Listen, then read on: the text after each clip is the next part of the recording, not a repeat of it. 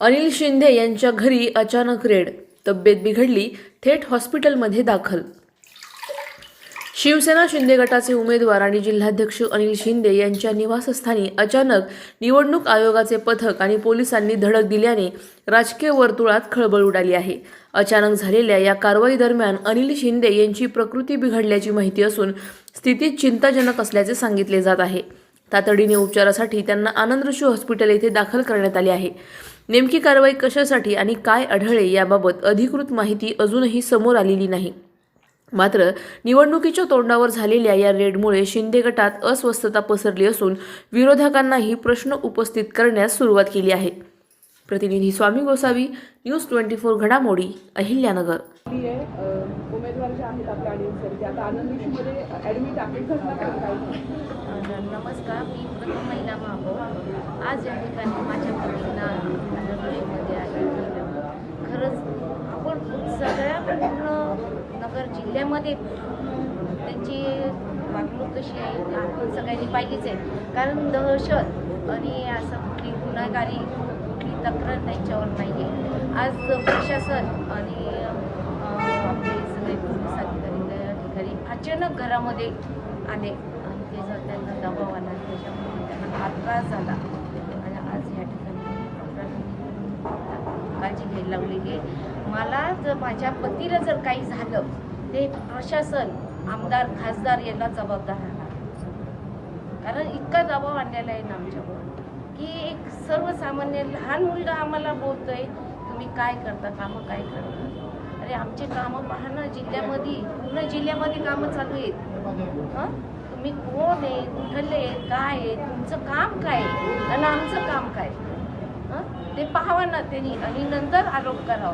कारण आपण पाहतो की प्रत्येक ठिकाणी जे काम करतात ते त्यांना नक्कीच माघारी खेचल्या जातं. आज या ठिकाणी माझ्या पतीला जर काही झालं तर मी नक्की आमदार, खासदार आणि हे प्रशासन सोडणार नाही. आणि ही तक्रार मी मुख्यमंत्र्यांकडे करणार आणि उपमुख्यमंत्री शिंदेसाहेब, सन्माननीय शिंदेसाहेबांकडे सुद्धा करणार. त्रास किती दिवसापासून देत होते हे सगळे मंडळी? जे सत्ताधारी आहे ते किती दिवसापासून त्रास देत आहेत? त्रास द्यायचा विषय कसा आहे, जेव्हापासून इलेक्शन चालू झालं तेव्हापासून आपण बघतोय युतीच्या संदर्भात जे भांडणं चालू होते. पण आमच्या वडिलांची भूमिका काय होती की आमच्या वडिलांनी शिंदे साहेबांनी जे सांगितलं की जे तुमच्याकडे स्टँडिंग उमेदवार आहेत त्या उमेदवारांना तुम्ही तुमचे तिकीटं वाटा. पण यांनी तुम्ही बघितलं असेल शेवटच्या 2 दिवसापर्यंत आम्हाला खेळवत ठेवलं. शेवटी आमच्या सीटं मागून राहिले. म्हणजे आमच्या वडिलांनी शब्द दिलेला होता, जे नगरसेवक शिवसेनेत आले त्यांना आमच्या वडिलांनी शब्द दिलेला की तुम्हाला तुमची उमेदवारी फायनल आहे. पण म्हणजे सर्वसामान्य माणूस आमचे वडील यांनी शब्दासाठी युती तोडली. पण आमच्या वडिलांनी खासदार केला, जीवाचं रान केलं, आमदार केला, जीवाचं रान केलं. आणि तुम्हाला एक सर्वसामान्य माणूस तुम्हाला नगर शहरामध्ये नाही चालत. म्हणजे एक कोणतं तुम्हाला समजा प्रशासन ठीक आहे, प्रशासन कोणाच्या दबावाखाली काम करतंय, कोण त्याच्यावर दबाव आणतं. आत्ताची एक 8 दिवसाची परिस्थिती काय होती, आत्ताची परिस्थिती काय आहे तुम्ही जरा याच्यावर विचार करायला पाहिजे. आज वडिलांची परिस्थिती खराब आहे. तुम्ही जाऊन आम्हाला कोणी म्हणा की यांनी हे सगळे इलेक्शनसाठी नाटक केलं किंवा काय केलं, तुम्ही पत्रकार बंधू एकाने कोणीतरी वर जा, त्यांची व्हिडिओ शूटिंग काढा, बघा काय परिस्थिती. कारण आज आपण पाहतो की एक लहान म्हणजे त्यांच्या मुलाच्या वयाचा मुलगा म्हणतो त्यांची दहशत आहे. मला असं वाटतं की पूर्ण जिल्ह्यामध्ये आणि आमच्या वॉर्डमध्ये सुद्धा विचारून आमची काय दहशत आहे. आमच्या 4ही पण नगरसेवकांची अजिबात कुणालाही दहशत नाही आहे की कोणाच्या तक्रारी त्यांच्याबद्दल काही तक्रारी तर हे पण आपण खात्री करून पाहावं. पोलीस स्टेशनला तक्रार करणार आहात का? पोलीस स्टेशनला काय तक्रार करायची? पोलीस पण साहेब वरचा फोन आला की विषय त्यांचा थांबतोय. पण काय तक्रार करणार?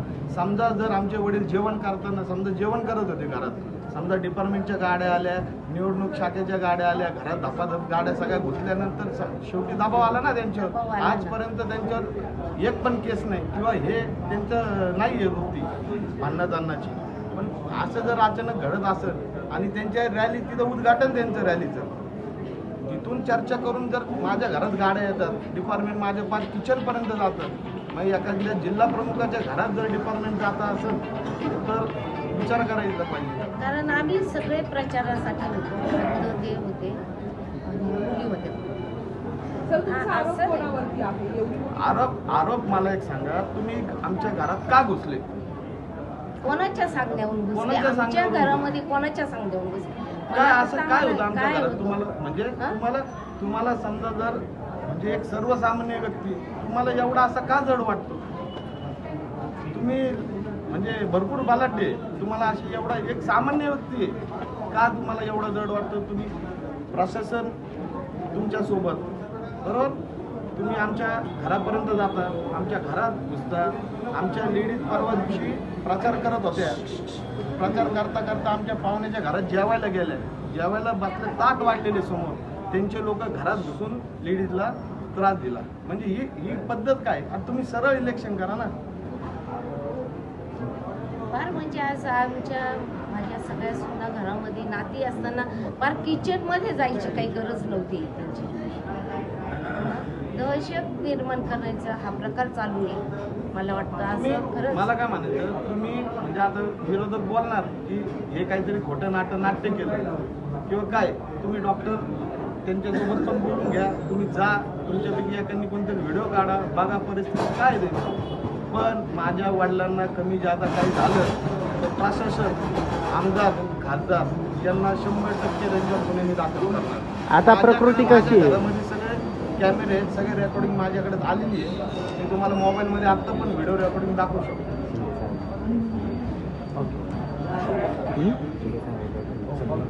शिंदे साहेबांसोबत काय बोलणं झालं का? हे बोलते नाही, आम्ही काय बोलणं करणार साहेब?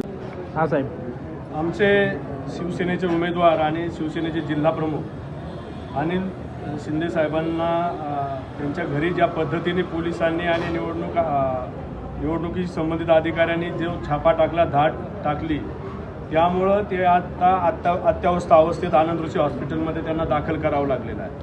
खरं तर जेव्हापासून शिवसेनेने स्वबळावर या महानगरपालिकेची निवडणूक लढवण्याचा निर्णय घेतला, हे काही स्वतःला बलाढ्य बनवणाऱ्या लोकांना पचलेलं नाही, लोकप्रतिनिधींना पचलेलं नाही.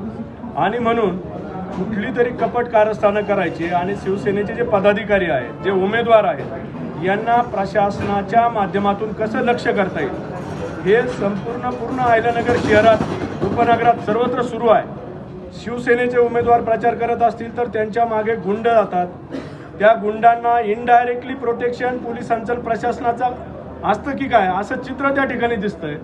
अरे साधे निवडणूक जाहीरनाम्याचे प्रचार पत्रकं वाटायला सुद्धा या ठिकाणी पाबंदी आणली जाते. अशा पद्धतीने जर प्रशासन वागणार असेल आणि जर आमच्या कुठल्याही शिवसैनिकांना आणि उमेदवारांना त्यांच्या जीवितात जर कुठलाही धोका पोहोचला, काही तोशीच जर झाली तर आम्ही प्रशासनाला म्हणजे एका बाजूने आवाहन करतो की तुम्ही हे थांबवा आणि निवडणुकीच्या पद्धतीने नियम कायद्याला धरून होऊ द्या.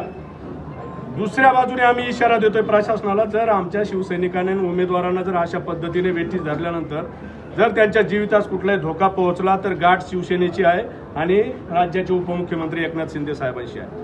हे प्रशासनाने ध्यानात ठेवावं. आता अनिल शिंदे साहेबांची प्रकृती लवकरात लवकर बरी व्हावी अशी प्रार्थना आम्ही करतोय.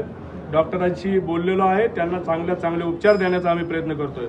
पण प्रशासन ज्या पद्धतीने कारणं सांगतंय, तुमच्याबद्दल फोन आला, तुमच्याबद्दल हे आलं, अरे आम्ही जर विरोधी पक्षाच्या जर जिल्हा प्रमुख आणि त्यांच्या आमदार खासदारांबद्दल जर तक्रारी केल्या तर हेच प्रशासन इतक्या तत्परतेने कारवाई करील का? सामान्य नागरिक नगरचं सांगेल की प्रशासन एकतर्फी वागतंय. आम्हाला प्रशासनावर अजूनही विश्वास आहे, नियमावर, कायद्यावर विश्वास आहे, पण हा विश्वास ढळू नये ही जबाबदारी शेवटी प्रशासनाची आहे आणि निवडणूक अधिकाऱ्यांची, निवडणूक यंत्रणेची आहे. आणि नगर शहरात आज अशी परिस्थिती झालेली आहे की स्वबळावर लढणारी शिवसेना आज खूप पुढे निघून जाते की काय, या भीतीने हे विरोधी पक्षातली जी मंडळी आहेत, आमच्या विरोधात जे लढत असलेले आहेत, मग आमच्या सत्तेतले असोत नाही तर आणखी कोणी मित्रपक्ष असोत, यांच्या पायाखालची वाळू सरकलेली आहे. म्हणून यांनी कट कारस्थानं करून प्रशासनाला हाताशी धरून हे वेगवेगळे हातखंडे वापरायचा जो प्रयत्न चालवला आहे तो त्यांनी थांबवावा. अन्यथा आम्हाला रणांगणात लढण्याची शिवसैनिकांना चांगली माहिती आहे. बाळासाहेबांचा तोच विचार आम्ही अंगीकारलेला आहे. या पुढची लढाई आम्ही रणांगणात लढायलाही सज्ज आहोत. जे काही कारवाई केली त्यांना काही सापडलं का? त्यांनी एवढी घरामध्ये येऊन दहशत केली, घरापर्यंत किचन पर्यंत पोहोचले, काही त्याबद्दल सांगितलं? त्यांना विचारा ना तुम्ही, तुम्हाला काही सापडलंय का? तुम्ही कोणत्या आधारे कारवाई करताय, कुणावर करताय? अनिल शिंदे हे असे उमेदवार व्यक्ती आहेत आमचे शिवसेनेचे पदाधिकारी, त्यांच्यावर साधी एखादी चॅप्टर केस नाही. म्हणजे सर्वात लोभस म्हणून ज्यांच्याकडे पाहिलं जातं अशा व्यक्ती, त्यांना तुम्ही बोलवलं असतं ना, निवडणूक शाखेत बोलवलं असतं, पोलीस स्टेशनला बोलवलं असतं, जिथं पाहिजे तिथे बोलवलं असतं तर ते आले असते. तुम्ही ही जी दडपशाही आणि हा जो वेगळा मेसेज शहरात द्यायचा प्रयत्न करत आहात, नगरचा सुज्ञ नागरिक हे सगळं बघतोय आणि आम्ही काय, नगरचा सुज्ञ नागरिक याला मतपेटीतून उत्तर देईल. जेव्हा जेव्हा असं नगर शहरात करायचा प्रयत्न झाला, एकाधिकारशाही माजवण्याचा प्रयत्न झाला, तेव्हा तेव्हा या नगर शहरात शिवसेनेने भरघोस यश मिळवलेलं आहे. अनिल भैयांपासूनचा हा इतिहास आहे. त्यामुळे याचा बोध विरोधकांनी घ्यावा आणि ही दडपशाही थांबवावी. अनिल भाऊ शिंदे यांना 6-6:30 वाजता आनंद ऋषी हॉस्पिटलमध्ये हृदयगती कुमकुवत असल्यामुळे आनंद ऋषी हॉस्पिटलच्या ICUमध्ये आत्ता आणलेलं आहे. आत्ता त्यांना आल्यानंतर त्यांना श्वास लागल्यामुळे आणि त्यांचं श्वासोश्वास कमी असल्यामुळे, त्यांचं रेस्पिरेशन रेट कमी असल्यामुळे आपण त्यांना व्हेंटिलेटरवर घेतलेलं आहे. आत्ता कृत्रिम श्वासोश्वासावर ते आत्ता स्टेबल आहेत. पुढील 72 तास हे आपण त्यांची स्थिती कशी राहील याच्यावर आपण लक्ष ठेवून आहोत. पुढील काही ज्या गोष्टी होतील त्याप्रमाणे आम्ही तुम्हाला कळवू. धन्यवाद. अशाच बातम्यांचा आढावा घेण्यासाठी आजच आपल्या YouTube चॅनलला सबस्क्राईब करा. बातमी आवडल्यास लाईक करा आणि इतरांपर्यंत शेअर करा.